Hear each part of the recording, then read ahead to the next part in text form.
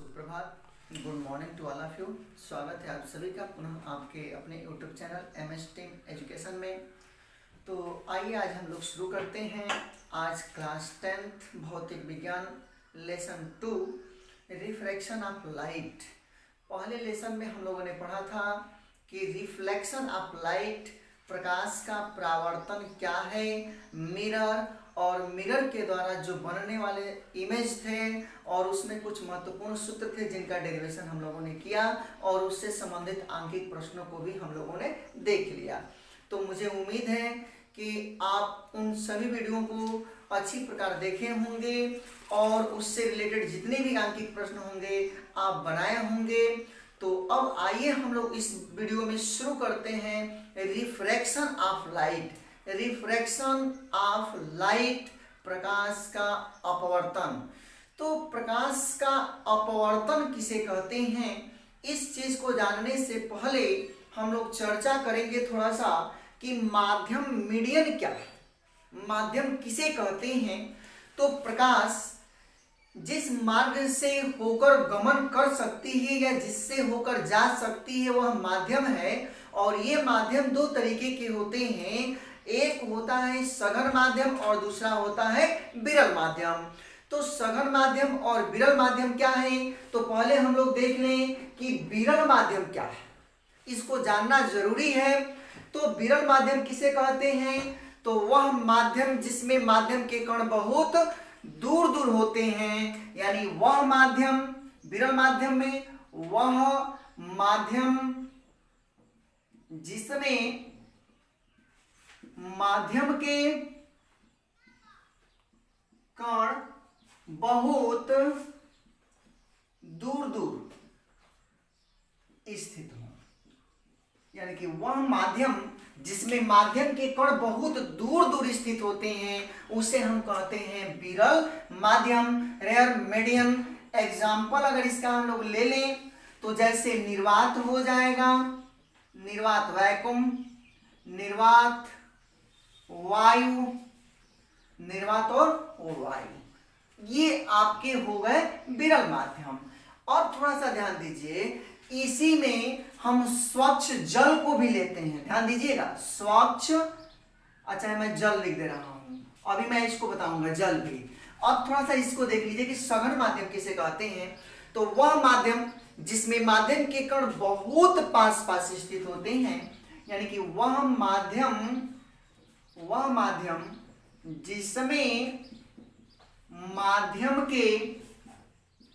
कण बहुत पास पास स्थित हो, यानी कि वह माध्यम जिसमें माध्यम के कण बहुत पास पास स्थित होते हैं उनको हम कहते हैं डेंसर मीडियम या सघन माध्यम। क्या बोलते हैं उसको, सघन माध्यम। तो आइए देख लेते हैं कि सघन माध्यम के एग्जांपल क्या होगा। तो सघन माध्यम के एग्जांपल में हम लोग सबसे पहले लेंगे कि सघन माध्यम का एग्जांपल हो जाएगा, ले सकते हैं हम लोग कांच। कांच हो गया, उसके बाद से कांच के बाद हम लोग ले लेंगे जल। कांच के बाद क्या लेंगे, जल। देखिए हमने जल को सघन में भी लिया है और विरल में भी लिया है। तो हमने इसलिए लिया है, पहले आप इन दोनों की कहानी को समझ लें कि जल को हम दोनों में क्यों लिए हैं। तो अगर प्रकाश की किरण जल से होकर के कांच में जाए तो जल विरल हो जाएगा और कांच सघन हो जाएगा। यदि प्रकाश की किरण वायु से जल में जाए तो वायु विरल होगा और जल सघन होगा। यानी अगर पहला माध्यम निर्वात और वायु में से कोई एक हो और दूसरा जल हो, या पहला जल हो और दूसरा माध्यम निर्वात या वायु में से कोई एक हो, तो यह जल हो जाएगा सघन और निर्वात और वायु हो जाएगा विरल। यदि एक माध्यम जल हो और दूसरा माध्यम कांच हो तो जल हो जाएगा विरल और कांच हो जाएगा सघन। तो ये कहानी आप अच्छे से समझ सकेंगे। तो मुझे उम्मीद है कि ये चीज आपको समझ में आ रही है। अब हम लोगों को जो इस लेसन में पढ़ना है, जो सबसे महत्वपूर्ण है, ये जो बोर्ड एग्जाम से रिलेटेड है या किसी भी कॉम्पिटिटिव एग्जाम से आपका ये पॉइंट रिलेटेड है, तो इस चीज को हम लोग देखते हैं। तो आप इस वीडियो के अंत तक बने रहिएगा, आपकी सारी समस्याएं एक वीडियो में कवर हो जाएगी, क्लियर हो जाएगी। तो आप बने रहें। प्रकाश का अपवर्तन किसे कहते हैं, तो आइए हम प्रकाश के अपवर्तन को समझते हैं। तो सबसे पहले प्रकाश के अपवर्तन को समझने के लिए हम लोग एक फिगर ड्रा करें। अगर हम मान लें कि ये जो ऊपर है, ऊपर का एक माध्यम है और इस ऊपर वाले माध्यम को हम नाम दे रहे हैं वायु। वायु ऊपर का जो माध्यम है इसको क्या हमने नाम दिया, वायु। वायु मतलब एयर, यानी कि एयर वायु हो गया। अब ध्यान ये देना है कि जो ऊपर का माध्यम है इसको हम नाम दे रहे हैं कि यह कौन सा माध्यम है, तो माध्यम यह फर्स्ट है। माध्यम यह क्या है, फर्स्ट, यानी कि प्रकाश की किरण वायु से होकर के इधर प्रवेश करेगी। और ये जो नीचे वाला है इसका हम नाम दे रहे हैं कांच। कांच का मतलब हो गया ग्लास, ग्लास। और इसको हम क्या नाम दे रहे हैं कि यह माध्यम कौन सा है, 2 है, सेकंड है। ध्यान दीजिएगा, प्रकाश के अपवर्तन को समझने के लिए थोड़ा सा हमने क्या देखा कि ये जो है एक प्रकार का जो माध्यम यह वायु है और जो ये है ये आपका कांच है। अब समझिए बात को। जब प्रकाश की किरण इस माध्यम से इसमें प्रवेश करे या इसमें से इसमें प्रवेश करे, अगर इससे इसमें प्रवेश करेगी तो इसको प्रथम माध्यम मानेंगे और इसको द्वितीय माध्यम। अगर इससे इसमें जाएगी, जिससे प्रकाश की किरण जिस माध्यम से होकर के अगले में जाएगी तो जिससे जाएगी वो प्रथम और जिसमें जाएगी वो द्वितीय। तो देखिए प्रथम माध्यम ये है। अगर हम मान लें कि प्रकाश की किरण ये है, ऐसे ये प्रकाश की किरण आ रही है।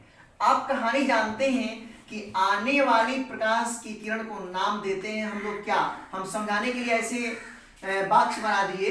तो ये आने वाली प्रकाश की किरण को हम नाम क्या देते हैं, तो इसको नाम देते हैं हम लोग आपतित किरण का नाम। यानी कि आने वाली किरण का नाम हो गया आपतित किरण, आपतित किरण, इंसिडेंट रे। तो ये आपतित किरण हो गई, यहां पर आई है। और आने के बाद अब देखिए पहले क्या था परावर्तन में कि आती थी और यह तल चिकना था तो इससे टकरा करके वापस लौट जाती थी। लेकिन अब क्या होगा, ये टकरा करके वापस नहीं जाएगी, क्योंकि अब प्रकाश की किरण आर पार गुजरेगी, इससे होकर के इसमें प्रवेश करेगी। तो प्रकाश की किरण का एक क्वालिटी है कि प्रकाश सदैव सीधी रेखा में गमन करता है। तो ये प्रकाश की किरण सीधा जाना चाहेगी, ऐसे सीधा जाना चाहेगी। लेकिन विद्यार्थियों ध्यान दीजिएगा, जब प्रकाश की किरण एक माध्यम से होकर किसी दूसरे माध्यम में प्रवेश करती है तो वह अपने मार्ग से विचलित हो जाती है। यानी कि जो इसका मार्ग है इस मार्ग से या तो इधर विचलित हो जाएगी और इसी घटना को प्रकाश का हम क्या नाम देते हैं, अपवर्तन नाम देते हैं। अगर इस पॉइंट पर एक हम अविलंब खींच लें, ये हमने खींचा, इसका नाम है अविलंब, यानी कि नॉर्मल अविलंब।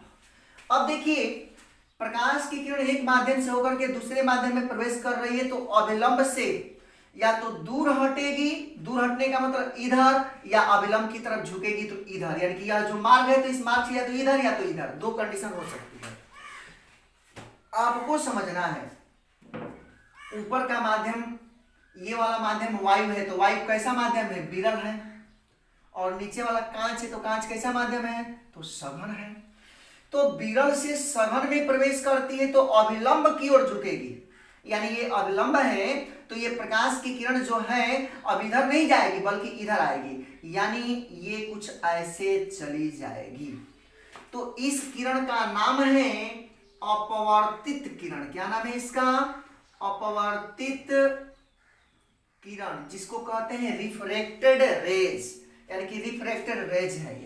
ये अविलंब है। यह जो पॉइंट है इसका नाम है आपतन बिंदु, जैसे पिछले पॉइंट में हम लोगों ने पढ़ा था।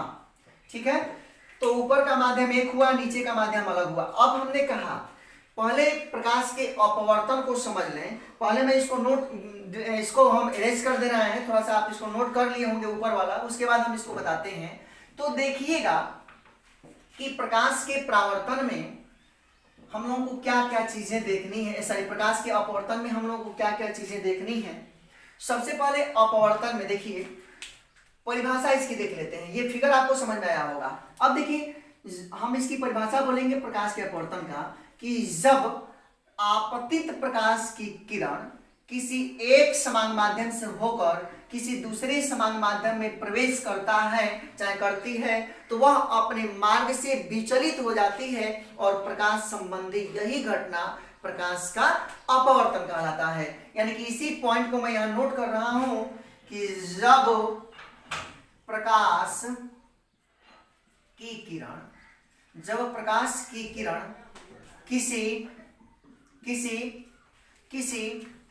प्रवेश करता है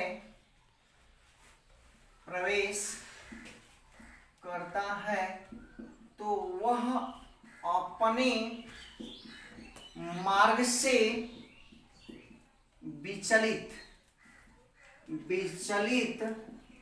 हो जाता है।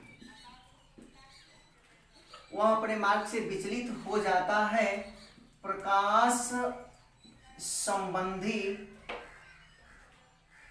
प्रकाश संबंधी यही घटना प्रकाश का अपवर्तन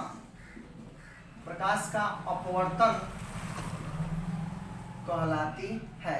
यानी जब प्रकाश की किरण किसी एक समांग माध्यम से होकर किसी दूसरे समांग माध्यम में प्रवेश करती है तो वह अपने मार्ग से विचलित हो जाती है। प्रकाश की किरण का मार्ग तो ये था क्योंकि प्रकाश सदैव सीधी रेखा में चलती है और इसी मार्ग से या तो इधर जाए या तो इधर आ जाए, यानी कि अपने मार्ग से विचलित हो जाएगी। तो इसी घटना को हम कहेंगे प्रकाश का अपवर्तन। ध्यान ये देना है कि जब प्रकाश की किरण विरल से होकर के सघन में प्रवेश करेगी तो अविलंब यह है, अविलंब की ओर झुकेगी। और जब प्रकाश की किरण सघन से विरल में प्रवेश करेगी, अगर यह दूसरा माध्यम विरल होता तो ये अविलंब है तो अविलंब से दूर हटती, अर्थात ये इधर नहीं बल्कि इधर जाती। अगर यह कांच होता और यह आपका वायु होता तो इधर प्रकाश की किरण जाती। तो इस चीज को हम लोग देखेंगे, अपवर्तन कहलाती है। तो चलिए मैं यहाँ पर नोट बल्कि आपको बता दे रहा हूं। नोट में थोड़ा सा नोट इसका देख लें कि इंपॉर्टेंट जो चीजें हैं। यानी कि 1 नंबर, जब प्रकाश की किरण सघन से विरल में प्रवेश करती, यानी कि जब प्रकाश की किरण सघन से विरल में प्रवेश करती है तो अविलंब से दूर हटती है। दूसरा नंबर नोट में कि जब प्रकाश की किरण विरल से सघन में प्रवेश करती है तो वह अविलंब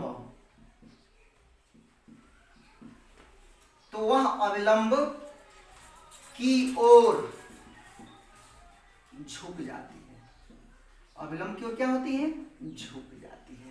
ध्यान दीजिए, हमने वही पॉइंट लिख दिया। जब प्रकाश की किरण, यह ऊपर वाला माध्यम विरल है तो विरल से, विरल क्यों है? क्योंकि यह क्या है? वायु है, और वायु कैसा माध्यम है? विरल है। तो जब विरल से होकर के सघन में जाएगी, सघन मतलब ये कांच कैसा है? सघन है। तो जब विरल से सघन में जाएगी तो अविलंब ये है, अविलंब की ओर झुक गई। और जब अगर विरल ये सघन से विरल में जाती तो यह अविलंब से दूर हटती। अब देखिए इसमें और कुछ चीजें हैं। अगर हम आपतित किरण, ये है आपतित किरण द्वारा अविलंब के साथ जो कोण बनता है, इस कोण को नाम देते हैं आई, यानी कि इसी को कहते हैं आपतन कोण। इसको क्या नाम देते हैं? आपतन कोण। और देखिए ये अपवर्तित किरण है तो अपवर्तित किरण द्वारा इस अविलंब के साथ जो कोण बनता है इसको कहते हैं आर, इसको कहते हैं अपवर्तन कोण। विद्यार्थियों कंफ्यूज नहीं होना है, ये आपतन कोण आई है और ये अपवर्तन कोण आर है। इससे पहले वाले वीडियो में परावर्तन वाले में हम लोगों ने इसको परावर्तन कोण कहा था, तो आपको कंफ्यूज नहीं होना है, ये अपवर्तन के लिए है आर। अब देखिए जब इतना चीज हम लोगों ने जान लिया कि आपतित किरण द्वारा अभिलंब के साथ बना हुआ कोण आपतन कोण आई, और अपवर्तित किरण द्वारा, ये अपवर्तित किरण है ये वाली, तो अपवर्तित किरण द्वारा अभिलंब के साथ जो कोण बनता है इसको कहते हैं अपवर्तन कोण आर।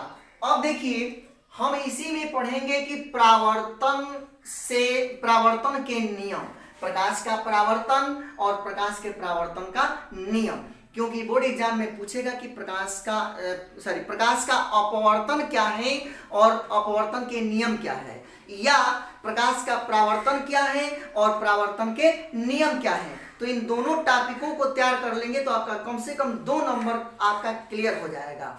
ठीक है, तो अब हम लोग देखेंगे प्रकाश के परावर्तन और उसके नियम को तो जान चुके हैं, यहां से क्वेश्चन पूछेगा कि प्रकाश का अपवर्तन क्या है और अपवर्तन के नियम क्या है। तो प्रकाश के अपवर्तन को तो हम लोगों ने ये देख लिया, अब इसके नियम को देखना है। ये फिगर आप बनाएंगे और उसके बाद से नियम को देखेंगे। तो मैं इसको थोड़ा सा इरेज कर रहा हूं, इसको आप नोट कर लीजिएगा।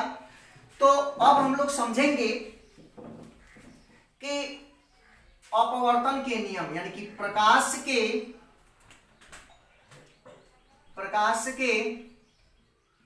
अपवर्तन के नियम। प्रकाश के अपवर्तन के नियम में पहला, इसके भी कितने नियम हैं? इसके भी 2 नियम हैं, 2 नियम। इसके भी कितने नियम हैं? 2 नियम हैं। उधर भी 2 नियम, तो यहां पर भी कितने नियम? 2 नियम। और प्रकाश के अपवर्तन के 2 नियम हैं। पहला नियम क्या है? तो देखिए पहला नियम सेम वही चीज जो था वहां पर, वही चीज यहां पर भी है। आपतित किरण, अपवर्तित किरण तथा आपतन बिंदु पर खींचा गया अभिलंब तीनों एक ही तल में स्थित होते हैं, यानी कि इसको हम कहेंगे आपतित किरण। उसके बाद से अपवर्तित किरण, आपतित किरण, अपवर्तित किरण। अब यहां अपवर्तन हो रहा है तो अपवर्तित किरण, आपतित किरण, अपवर्तित किरण तथा आपतन बिंदु पर डाला गया अभिलंब तीनों एक ही तल में स्थित होते हैं, तीनों एक ही तल में स्थित होते हैं। और दूसरा नियम क्या है? ये चीज बहुत इंपॉर्टेंट है। दूसरा नियम क्या है? आपतन कोण की ज्या अपवर्तन कोण के ज्या के अनुक्रमानुपाती होता है, या ऐसे भी कह सकते हैं कि आपतन कोण आई की ज्या अपवर्तन कोण के ज्या आर के अनुपात एक नियत होता है, ऐसे भी कह सकते हैं। तो अब हम लोग थोड़ा सा देखेंगे। अब देखेंगे दूसरा नियम, ये आपतन कोण आई है, तो लिखेंगे हम कि आपतन कोण का ज्या मतलब होता है साइन हम लिख दे रहे हैं। आपतन कोण की ज्या अपवर्तन कोण के ज्या माने साइन के अनुक्रमानुपाती होता है। ये बड़ा इंपॉर्टेंट है, यानी कहेंगे कि साइन ऐसे, sine i proportional sine r, यही ना। आपतन कोण की ज्या, आपतन कोण आई और इसकी ज्या है साइन, और अपवर्तन कोण आर और इसकी ज्या क्या है? साइन। तो आपतन कोण की ज्या आई अपवर्तन कोण के ज्या आर के अनुक्रमानुपाती होता है। अतः हम इसी को लिख सकते हैं कि साइन आई बराबर, इस प्रोपोर्शनल के चिन्ह को हटाएंगे तो कोई एक नियतांक लगाएंगे, तो एक हम नियतांक लगा दे रहे हैं n और इसको लिख दे रहे हैं साइन आर, या इसी को हम लोग लिख सकते हैं n बराबर साइन आई और बटे में साइन आर। अब ध्यान दीजिए, यह जहां यही लिख दे रहा हूं कि जहां स्मॉल n एक नियतांक है, स्मॉल n क्या है? एक नियतांक है, जिसे अपवर्तनांक कहते हैं। अपवर्तनांक आगे पढ़ेंगे कि अपवर्तनांक क्या होता है, जिसे अपवर्तनांक कहते हैं। अपवर्तनांक कहते हैं। अब देखिए, जहां n एक नियतांक है जिसे अपवर्तनांक कहते हैं, तो n बराबर साइन आई बटे में साइन आर। ध्यान ये देना है कि अब देखिए n जो है, तो अगर पहला माध्यम से दूसरे माध्यम में प्रकाश की किरण जा रही है तो इसी को हम लिख देंगे 1n2, यानी कि पहले माध्यम के सापेक्ष दूसरे का अपवर्तनांक n बराबर साइन आई बटे में साइन आर। या इसी को अगर पहला माध्यम आपका क्या है, वायु है, और दूसरा माध्यम क्या है, कांच है, तो इसी को हम ऐसे भी लिख सकते हैं, पहले माध्यम की जगह पर ANG बराबर साइन आई और बटे में साइन आर, ऐसे भी कह सकते हैं। यानी कि ANG, A माने एयर और G माने ग्लास, यानी कि वायु के सापेक्ष कांच का अपवर्तनांक बराबर साइन आई बटे में साइन आर। ये दूसरा नियम है, और इसी नियम को पूछ देता है कभी कभी कि स्नेल का नियम लिखिए, तो इसी को कहते हैं, एक साइंटिस्ट था जिसका नाम था स्नेल का नियम। इसे हम क्या कहते हैं, स्नेल का नियम कहते हैं। तो आप इसको याद कर लेंगे या इसको अच्छे से समझ लेंगे। तो हम लोगों ने देखा कि प्रकाश क्या है, प्रकाश का अपवर्तन क्या है और अपवर्तन के नियम क्या हैं। तो आज इस वीडियो में केवल हम लोग इतना देखेंगे। आप इसको अच्छे से देख लीजिएगा और इस वीडियो को जरूर अंत तक देखिएगा। और जिन लोगों ने अभी तक हमारे चैनल को सब्सक्राइब नहीं किया है, वे चैनल को सब्सक्राइब कर लेंगे और वीडियो को लाइक जरूर करेंगे, और साथ ही बेल आइकन पे प्रेस करेंगे ताकि सारी नोटिफिकेशन उनको समय से उपलब्ध हो जाए और वो आसानी से सारे टॉपिक वाइज वीडियो को देख सकें और इसका लुत्फ उठा सकें। तो अब हम लोग नेक्स्ट वीडियो में पढ़ेंगे कि अपवर्तनांक किसे कहते हैं, यानी कि अपवर्तनांक क्या है, ये कितने प्रकार के होते हैं, और उसके बाद इसके अंदर जो भी चीजें आएंगी उसको हम लोग कवर करेंगे। तो फिलहाल आप बने रहे MS टीम एजुकेशन के साथ। तो आज इस वीडियो में इतना ही, तब तक के लिए धन्यवाद, सुप्रभात।